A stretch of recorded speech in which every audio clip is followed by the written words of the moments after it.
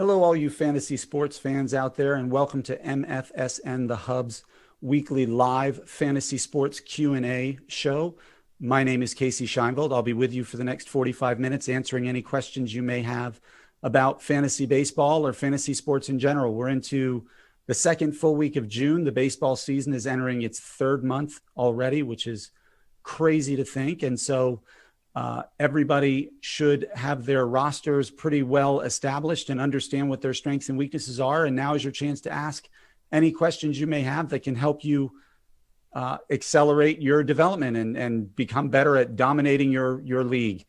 Fantasy baseball is a long, long season. It's a grind. We're into the third month, but there's still 3 more months after this. So discipline and persistence is key. Having stamina is important because otherwise you'll get burned out really easy. There is a question already. Look at that. Thank you, Mr. Mark. Ross the Boss says, should I drop Ian Kennedy for Tyler Rogers of San Fran? That's a tough question. I mean, Ian Kennedy is or has been the closer for a while. And I think last I checked that Jake McGee, and I'm just going to check, is the established closer in San Francisco, whereas Ian Kennedy is in Texas. His numbers have been good so far. How about the last couple weeks? Let's see. Not as good. He only has 1 save in the last 2 weeks, so his job could be in jeopardy. And so Tyler Rogers, I think, has better numbers right now, but I don't know if he's getting saves. Let's see. Tyler Rogers, oh, he is. Look at that. Holy cow, I was very wrong. I would definitely make that move if I were you, Ross. His numbers in this season are pretty strong. The last 2 weeks, they are better than Ian Kennedy's. He has 3 saves as opposed to 1, so it's not the worst idea. Closers are fickle. You have to be on your toes all the time when it comes to closers because bullpens seem to always be in flux in the major leagues these days. Gone are the days where you have 20 to 25 established closers in the league who teams will ride through good times and bad. You really only have probably a handful anymore of the established closer whose job is never, ever in jeopardy or never questioned. And so I don't think it's a bad idea. Obviously, Ian Kennedy does have some saves and still has some value. So if there's a way you can keep him on the roster and pick up Tyler Rogers, I might consider it. But right now, Tyler Rogers, I think, is a better value than Ian Kennedy. Patrick Wisdom. This is a great story. For those of you who don't know, Patrick Wisdom is the third baseman for the Chicago Cubs right now. He's 29. I believe he turns 30 this year. He's a journeyman. I think he's played with 4 or 5 teams and only played a total of 52 games in the majors over his career. And right now he is tearing the cover off the ball. So is he legit? It's hard to say that somebody's going to figure it out at this point and be legit. I think he's more of a streaker or streamer. We call them streakers here on MFSN, but I would certainly ride the hot streak, but I wouldn't invest heavily in him because I do think as he goes around the league a second time and teams start seeing him for a second time, they may start to figure out some holes in his swing or ways to exploit him. That's probably why he has such a limited track record in the majors up to this point. Justin Turner, I would certainly, is he hurt? Ross is asking if he should pick up Justin Turner with his waiver wire spot because somebody dropped him in one of his leagues. Unless he's hurt, I would pick him up. Absolutely. He's a professional hitter. This is a guy who's done it consistently for years now. I can think of a handful of third basemen I would want above him. Certainly he's not in the top 5, but I would guess he's in the top 10 at this point amongst third basemen. So I would absolutely add him. He's in a potent offense. He's in the Dodgers lineup, which now that Cody Bellinger is back, it seems to be clicking again. That left-handed bat in the middle of the lineup gives them a lot of potential. Mookie Betts is struggling, so Turner's production is even more important for them. So absolutely would I pick him up. And Martin Perez, is he a good streamer? I've owned Martin. Do you mean Michael Perez? Let me see. Let's see if I can find him here. I'm not even seeing that guy. Let's see. He's a pitcher, I believe. Martin Perez. There he is. It's the accent it's the tilde that I got that I was missing. All right. The last 2 weeks, Martin Perez has a really good whip ERA. He doesn't get a lot of strikeouts. He only has, he's averaging less than a strikeout per inning, which won't kill you if you have some other strikeouts on your roster. But historically, he has not been a reliable pitcher. I would certainly ride the hot streak, and he's on Boston, whose offense is producing like crazy. And so he could be a cheap source of wins for you. And as long as he's pitching well, he's a left-handed pitcher, I believe. So I wouldn't pitch him against right-handed heavy lineups. He could be more of a matchup kind of guy, but he's certainly worth rostering at this point. Patrick Corbin is droppable. I don't know how else to say it. He and Luis Castillo, to me, have been two of the biggest disappointments in fantasy baseball for starting pitchers up to this point. Both were expected to be great value. Neither have delivered. I think Castillo had a decent outing his last time out, but in general, he's been very disappointing. Patrick Corbin was formerly a 200 strikeout guy when he signed that big contract with the Nationals. I remember being a Yankees fan when the Yankees offered him a contract too, hopeful he would come to us. I think at this point, I'm glad he chose the Nationals because he's their headache now. I would probably drop him, see if you can trade him because his name still gives some value. So find maybe a more naive manager in your league and try to sell him on the upside and the potential. But yeah, I would drop him. Ross, I can't tell if you're being serious. Did somebody really drop Manny Machado in your league? Yeah, you absolutely pick up a perennial all-star who has produced at the highest level for years and is still only like 28 or 29 years old. I would pick him up in a heartbeat. Jose Abreu for Jesse Winker. That's a tough one. I like Jesse Winker better at this point. I mean, he just hit 3 bombs the other day. He's tearing the cover off the ball, and he was always known when he was coming up as kind of like a Joey Votto light, an on-base percentage guy who had a real knack for the strike zone and not chasing. So the profile was always there for him to be a producer, an offensive producer at a high level. What he's doing now is absurd. I would have to bet he's in the top 2 or 3 in the MVP vote right now with Tatis and Ronald Acuna Jr. there in the NL. Jose Abreu plays first base, though. I don't know if Winker has first base eligibility, and first base is it's slim. I think it depends what you have on your bench behind him. If you have another first baseman who you can run out there who is providing decent offense, it doesn't have to be Vladimir Guerrero Jr. level offense, but somebody who's providing you decent numbers, maybe a Yuli Gurriel who's hitting the ball well right now, or if you have Jared Walsh, absolutely, that makes Abreu expendable. And I would try to get Winker, although I have a feeling Winker is going to be pretty hard to get right now with how hot he was. Randy Arozarena is available too. Would I drop Avisail Garcia for him? Wow. Arozarena gives you speed. Garcia does not. Garcia is probably going to be a little more consistent, but Arozarena has that kind of lottery ticket value where he can go on a hot streak and rattle off home runs and stolen bases really quickly in a way that can help you climb in your leagues pretty fast. I don't know if I would drop Garcia for him, but it would certainly be really tempting. Garcia is having a nice year, but Arozarena certainly has a higher ceiling. I think if I was looking at it as a lottery ticket, if I had 3 other solid outfielders, I would probably drop Garcia for Arozarena just in case he gets hot. If I'm relying on one to be my second or third outfielder, it would be a much tougher call. I actually have a question from my son. Shout out to Jackson. Thanks, Jack.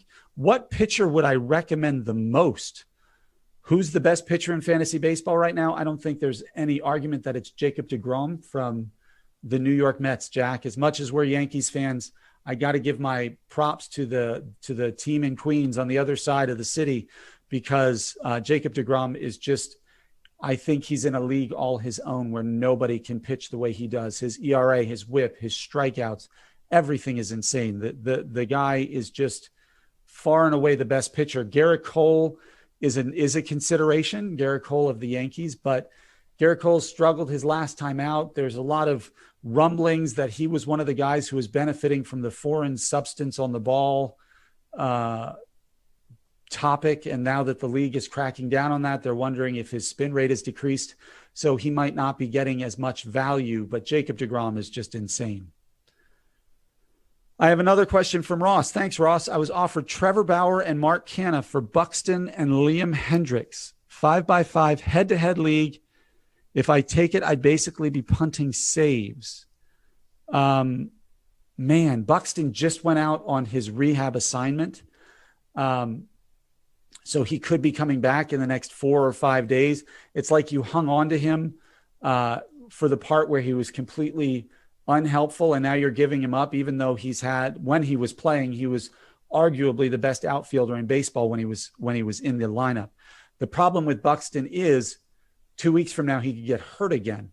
If Liam Hendricks is your only closer, you're practically punting saves already. So I might do it just because of that. In a head-to-head league, in 5x5 head-to-head league, you're really looking. So that what that means to people out there is that there's 10 possible points that you can get every week against your opponent. And so saves is only 1 point. So essentially what he's saying is he'd be punting 1 point, but getting Trevor Bauer, who by all accounts is a true ace, and Mark Canha in Oakland, who's hitting the ball well. He's no Byron Buxton.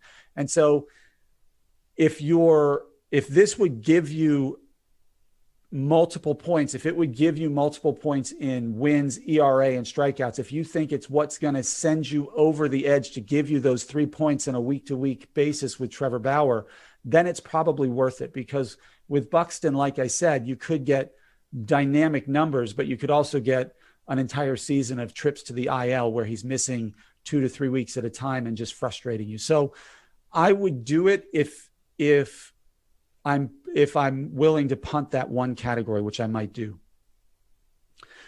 Rafael Devers for Cedric Mullins and Sandy Alcantara, 12-man head-to-head. Wow, that is tough. Rafael Devers, it's not a keeper league. I think if it was a keeper league, it's a no-brainer that you hang on to Devers, just because I think he might be the best young third baseman in baseball the way he's hitting right now amongst some great third basemen. Sandy Alcantara is pitching out of his mind in Miami right now. I think he just went eight scoreless innings in his last start. Miami, props to my man Derek Jeter, former Yankee there. He's building something special. We all questioned why he traded for Jazz Chisholm. He traded Zach. I'm blocking on his name. The pitcher in Arizona. I'll look it up. Hold on. Zach Gallen. I'm sorry. I figured it out. For Jazz Chisholm, which seemed weird, but Chisholm is pitching incredible, and Jeter has, and the Marlins have an incredible pitching staff in place right now with Rogers and Alcantara. So I might do it if I had, again, a good backup third baseman, but getting rid of Devers is tough. Jack, another question. What outfielder would you not recommend? Almost any outfielder on the New York Yankees, it seems, right now is not a good one. But if I was not recommending an outfielder right now, somebody who is highly valued and who is dropping, ironically, Dr. Dan then asked about Juan Soto, who has been struggling this year, but is one of the best young outfielders. That's not the one I would not recommend. I think if I was not recommending an outfielder, it would be Joey Gallo. I'm just not a fan of his game. It's low average, high power, but I'm not a fan of somebody who strikes out that much and is that highly valued with a strikeout. So it'd probably be Joey Gallo in Texas. Although I was reading the other day that the Padres might be interested in him, so he could be switching. What do I think of Juan Soto? I'm a Juan Soto fan. I know he started slow, but I believe he's going to turn it around. I believe he's still going to end up with close to or around a 300 average and 30 home runs. He might get close to 90 RBIs and runs scored. He was hurt a little bit and he started off sluggish, but I'm a believer in his profile. So I would definitely try to get him if there's an owner in your league who is willing to part with him because he's struggling. So if you think he's undervalued, I would make a pitch for him. Is McCutchen worth picking up, or who's an under the radar outfielder pickup? I like Andrew McCutchen. I think it will help him when the offense in Philadelphia starts producing, because he's a good on-base percentage guy who can score a lot of runs. He's not the MVP from his Pittsburgh days. He's not going to be a 20-20 or 30-30 guy, but he can get you in the teens in both home runs and steals and score a bunch of runs. So I'm a fan of him. Under the radar outfielder right now, geez, there's a lot. We talked about Avisail Garcia. I think he's an under the radar guy who's producing in Milwaukee right now that's worth owning. I think one of the most undervalued is Verdugo in Boston. I think he's a real legit young outfield stud who's just getting better. And people know about him, but they think of him as the kind of the payoff in the Mookie Betts trade, not really how good he is. So he's one I would consider. Another one who I think is doing pretty well. Let's see. I like Dylan Carlson and Tyler O'Neill in St. Louis. I think they're both undervalued and young guys who have a lot of potential, who are doing good things, but might not get the press because they're in St. Louis, which doesn't always make the biggest headlines. Austin Meadows has arguably been, over the past 2 to 3 weeks, the best offensive outfielder in baseball. And so he's another one that might be still undervalued, and it's worth overpaying for him. Walsh for Yelich. Gosh, I own Yelich in my keeper league. I love Yelich. I've had him for 3 years or 4 years after I had him earlier than that. He's struggling. And Walsh, people keep saying he's going to cool down, but I haven't seen him cool down yet. And so if I was getting Walsh in that deal, I would probably pull the trigger to get a first baseman who's producing like that. Just again, because of position depth. And Yelich, he may never return to the 30-30, 320 guy that he was 2-3 years ago. We don't know. Chronic back issues always worry me in terms of a swing, because a batter, because of the pronation you need to do a baseball swing. So that's something I would consider. Who do you think will be the next fantasy star? Jack, you are just coming with all the best questions. Thanks, buddy. Well, I think Wander Franco is going to be up pretty soon in Tampa Bay. He's the number one prospect in baseball. And so it's hard to bet against him being a star. Sorry, coughing. He's a great bet. Somebody who's in the majors right now, I just mentioned Alex Verdugo. I think he could be. I think Trent Grisham in San Diego could end up being a fantasy stud here in the next 2 weeks. And somebody who's really undervalued that's doing really well is Jake Cronenworth in San Diego. There's some really good players who could quickly become fantasy stars. I think Bo Bichette is already a fantasy star, but he could even take it to the next level. So, Jack, there's a lot of great players out there. I was just offered Julio Urias and Yimi Garcia for Hader. Is this the same one where you're trading? Ross, you're in so many leagues. Is this the same one where you're trading Liam Hendricks? I need a quality starting pitcher, but my closers would be Garcia and Ian Kennedy. What are your thoughts? Yeah, Hader's has the best stuff, I think, in baseball to be a closer. And so you're giving up a lot. Julio Urias is a great young starter. He struggled a little bit in the last month, but he's still, I think, the second best or third best starter on the Dodgers. So National League, good pitcher's park, great offensive around him. I like Urias. I think Garcia for Hader is the big switch. But you have to look at it this way. If it's not a keeper league, let's see, we're 3 months in. So over the next 3 months, if Hader has, 28 saves in the next 3 months, and Garcia has 21 or 20 if he hangs on to the job, you're really getting a much better starting pitcher and only giving up 6 or 7 saves, which is less than 1 a week. And in a head-to-head league, I think that might be worth it if you conceptualize it that way and look at it that way. So I would probably pull the trigger on that one. Why am I so tan? Well, Dan, it's been really hot out in Pennsylvania for the last couple weeks, and my son plays baseball and my daughter plays soccer, so I spend a lot of time outside. Fortunately, this is a clothing required show, in my opinion, so you don't see the farmer's tan that I have because of that, but my face looks very tan. So there you go. Bold prediction. Hunter Renfroe produces solid numbers for the remainder of the season. In the last 2 weeks, I think he's ranked in the top 20 or 30 in fantasy baseball. He's batting in a Boston lineup where it just seems like they're scoring runs in bunches. He's not going to steal you any bags, but I think he's averaging scoring almost over a run per game, which is crazy when you think about it. So I think it's a bold prediction, but I don't think it's that bold that he produces solid numbers. A bold prediction would say he's a top 20 outfielder for the remainder of the season, which is definitely a possibility.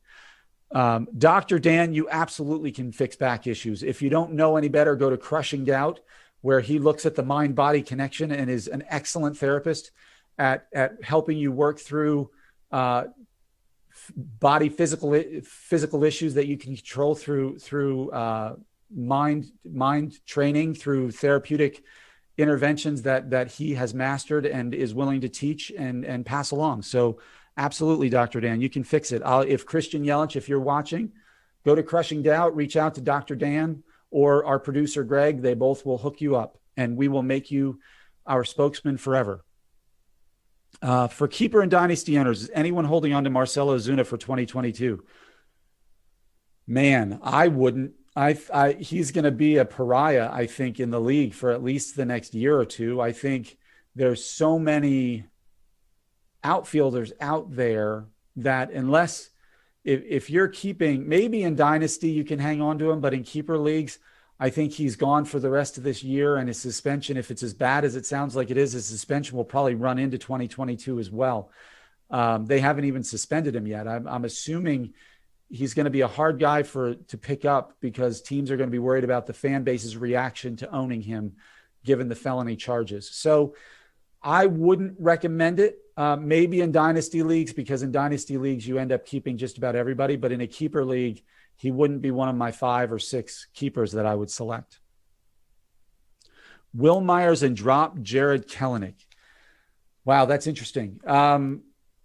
Kelenic was, for those of you who don't know, we were gleeful here at MFSN in some ways, which is inappropriate, I guess, that Jared Kelenic was just sent back down to the minors because I think he's hitting under 100 and striking out like over 40% of his at-bats or 50% of his at-bats. So he's really struggled. He's a superstar prospect who has a really high ceiling. I think it was premature to think he would hit the ground running. If it's a redraft league, I would absolutely keep Will Myers over him.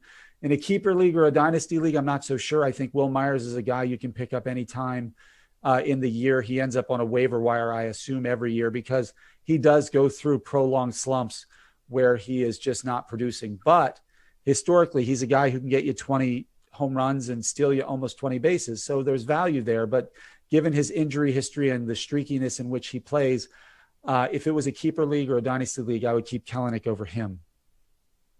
Alex Wood, is he droppable? Well, he's not the closer. So I don't know what he's done recently. Let me look it up.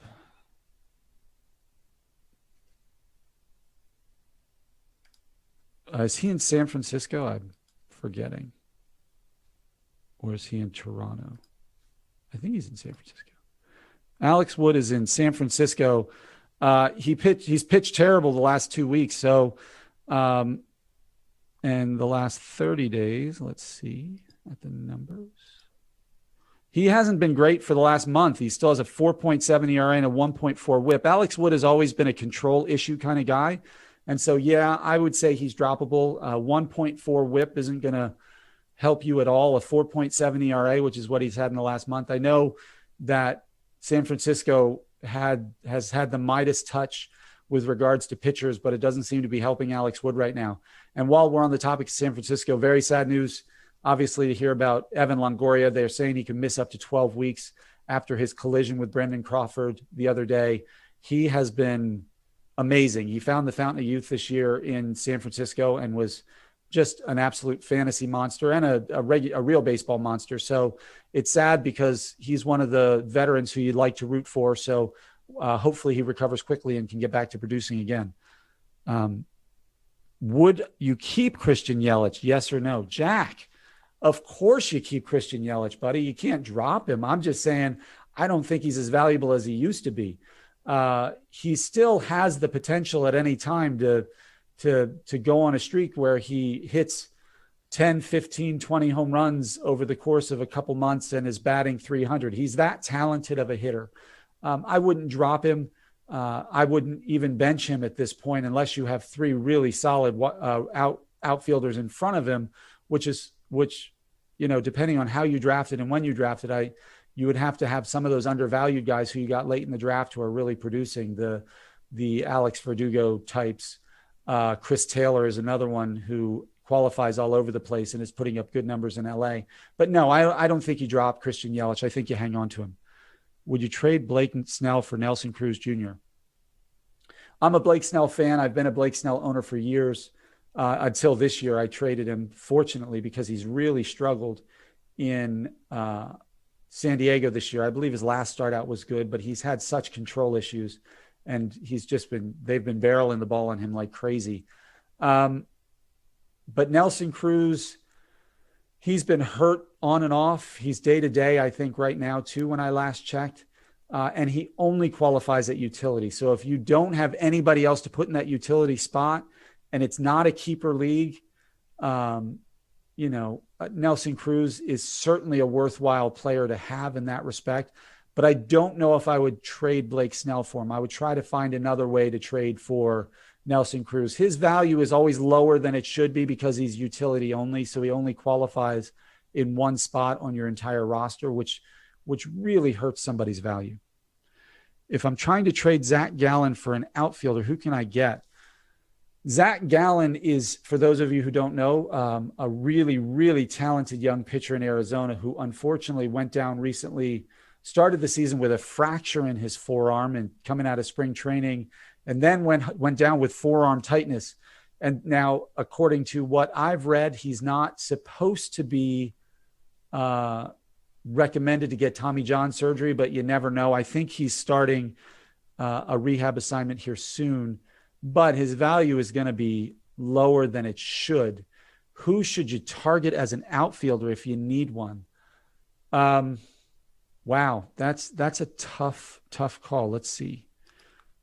Who would I look at if I were outfielders?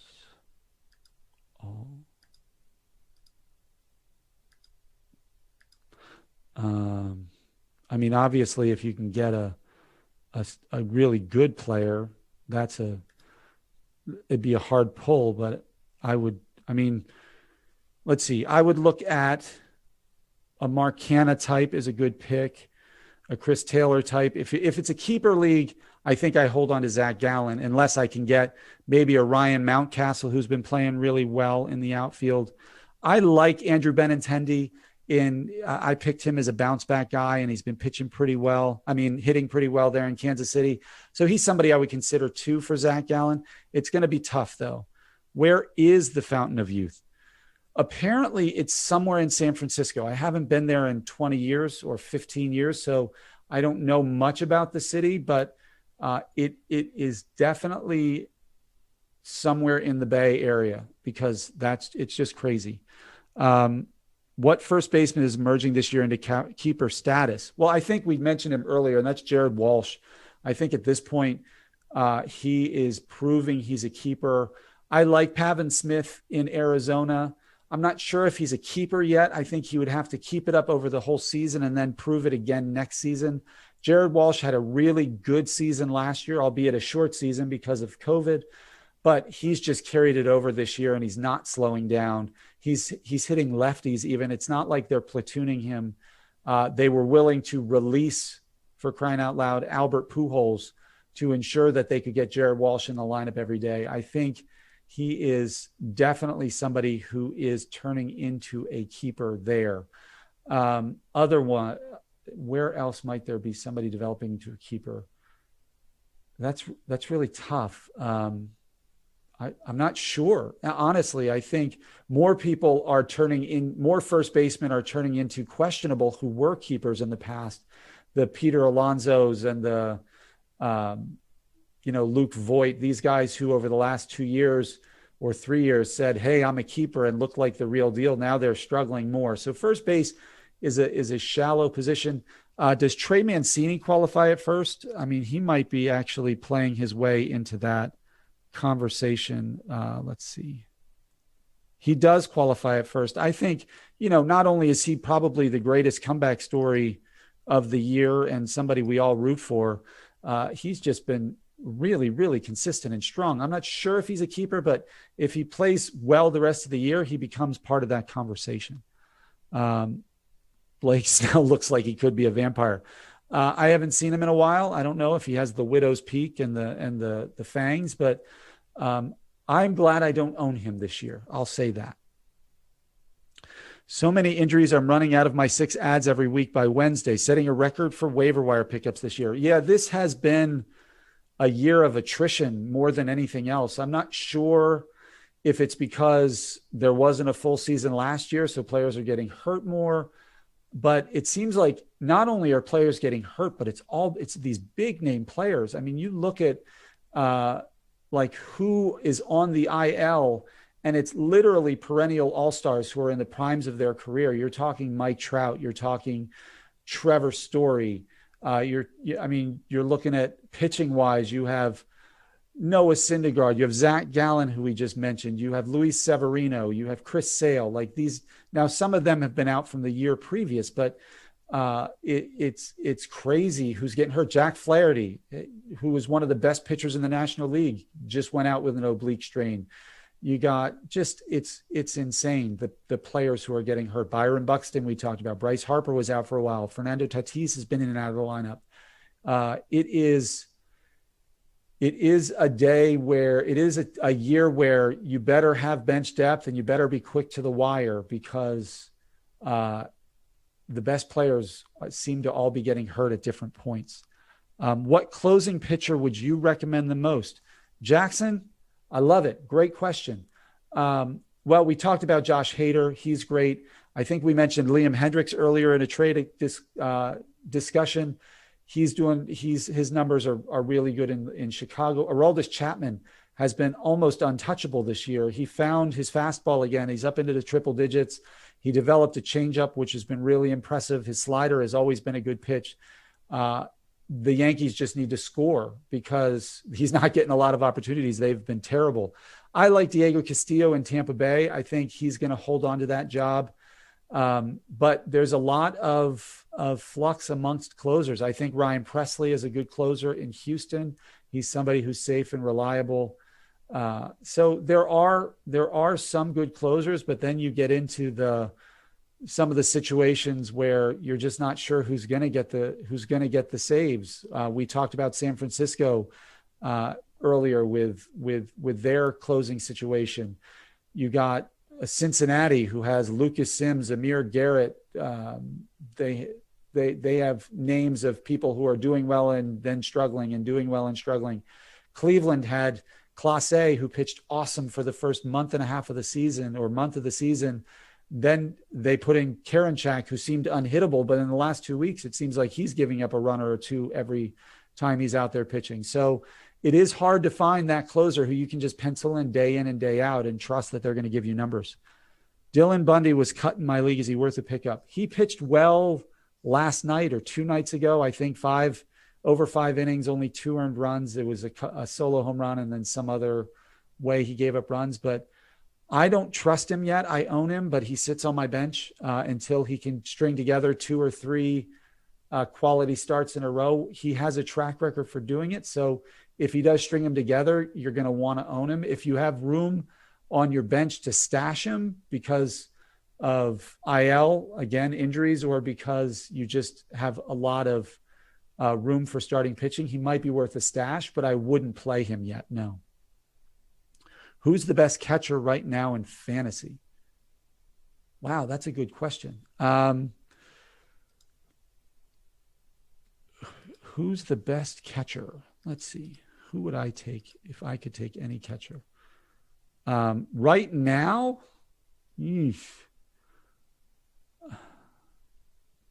it's everybody thought it was going to be JT Realmuto, but he's been struggling. I'm going to say, and he's not a natural catcher, but I'm going to say Isaiah Kiner-Falefa, because he plays in Texas where they play him in the infield as much, if not more, than they play him at catcher. And he can steal bags, and he doesn't hurt you in average or runs scored. He's not going to hit as many home runs as a Salvador Perez or a Yasmani Grandal, but he's going to get you steals out of the catcher position, which is crazy valuable. And so I would probably put he, to me, as the most valuable catcher. After him, it's probably in that Will Smith, Salvador Perez, JT Realmuto. You can clump them all together. Realmuto gives you the most potential, the highest ceiling, because of his well-rounded game offensively. But I like Kiner-Falefa a lot. And I actually like Yadi. I'm a Yadi or Molina fan. I think he's chronically underrated just because he's not a power hitter, but he always hits for a decent average. He's been hurt a couple times this year, but he's pretty reliable. So I would go with him. If you are in a pinch pitcher-wise, who should you pick up? Wow. Well, let's look at who's available in Yahoo right now. All pitchers. Let's see. In my league, let's see who's available. We talked about Martin Perez. He's been pitching well. He's available. Man, it's hard. If he's pitching away from Colorado, I really like German Marquez. His numbers when he pitches on the road are insane, but he's a guy who doesn't pitch well in the high altitude, so he might be somebody you have to leave on your bench for home starts. And another guy I like just pitched a complete game against the Yankees, which might not be saying much, but it's still, as a lefty, it is Ryan Yarbrough in Tampa Bay. Not a great pitcher, not going to give you out-of-the-world numbers, but he's also not going to hurt you in any category. And I think that sometimes can be just as valuable. So, Jack, another great question from you. Thanks for that. So let's see. Any other questions? Not right now. So what should we talk about? We have about 5 minutes left. Oh, by the way, I haven't said this yet, so let me say it now. If you like what you're watching, please like this video. Click subscribe to the channel so you can get all of our content. Click the bell for notifications so you get notified if there's any new content coming out. And of course, as you've been doing all along, you've been putting in comments. But add general comments too, not just questions. Comments about your thoughts about the show, ways we can improve it, things we can do better. We're very open to any comments, and we'll respond and give thoughtful consideration to anything that you guys say. So please join us for more shows. You know, it's interesting. I've been doing fantasy baseball I hate to admit it, but 30 years now. I first started when I was 14 years old. So that was 1990. That's how long ago it has been.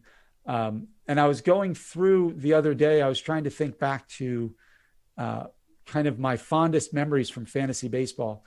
And I have a couple. I remember we drafted, this had to be 96 or 97. I don't know if somebody wants to go through and look. There was a draft. We had a keeper league, and you kept 11 players or 10 players. And so it was a big keeper league. And we drafted the day after opening day. And opening day was huge, obviously, in baseball. It's one of my favorite days of the year. But there was a center fielder for the Chicago Cubs, and I'm blanking on the year. Maybe I'll look it up here. His name was Tuffy Rhodes. And he hit, I believe, 3 home runs on opening day for the Cubs in 1995, maybe. Let's see. Tuffy Rhodes. And he ended up going first overall over the likes of some people who ended up being perennial all-stars, all because he hit 3 home runs opening day. I mean, I think Kerry Wood was available in that draft. You had players like, back then there was Paul Wilson and Bill Pulsipher were really big names for the New York Mets. That's how far back we go. It was amazing. But Tuffy Rhodes hit 3 home runs opening day, and the guy who had first pick felt like he won the lottery drafting him. And I would bet it was opening day in 1994. And then he went on to hit just a total of 13 home runs during his entire career, which was kind of, you hit 3 in one day and then you hit 10 the rest of your career. And that was the waste of a first pick. We had a draft a few years ago in our league that Dr. Dan and I have been in for the better part of 10 or 15 years, where Scott Kingery went first overall when there were some huge names in the draft. And Scott Kingery was just outrighted. He actually cleared waivers. He was outrighted back to Philadelphia's minors because he's been so ineffective. And so it speaks to how difficult it is to predict who's going to break out, who's not going to break out, when to take risk and when not to take risk. And so it's fantasy baseball is tough. It's a challenge, but that's what makes it so great. It's a long season, which is a grind, and it can be overwhelming at times, but it also allows you to take those risks and make those mistakes, because then you have months to make up for it. The draft in football, in fantasy football is incredibly important because you only have 16 games. And if you don't get the draft right, it's really hard to create or modify your roster to make it dominant or successful.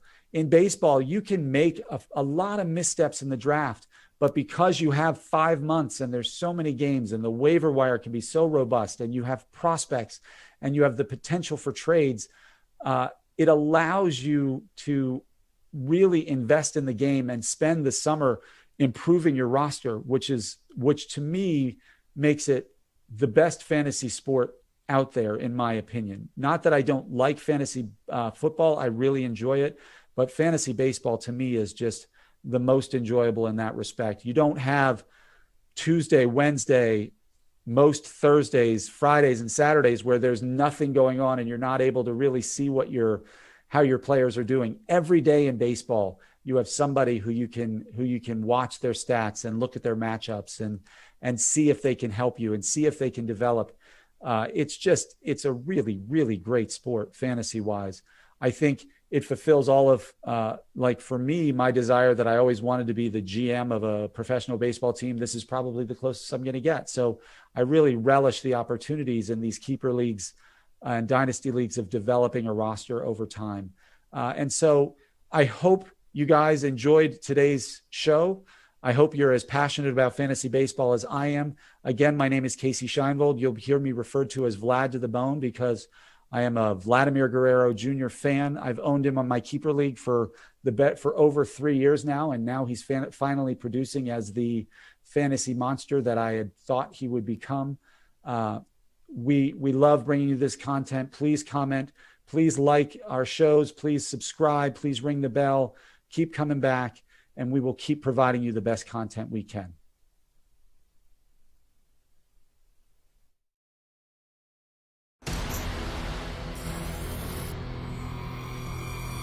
We're gonna set the internet on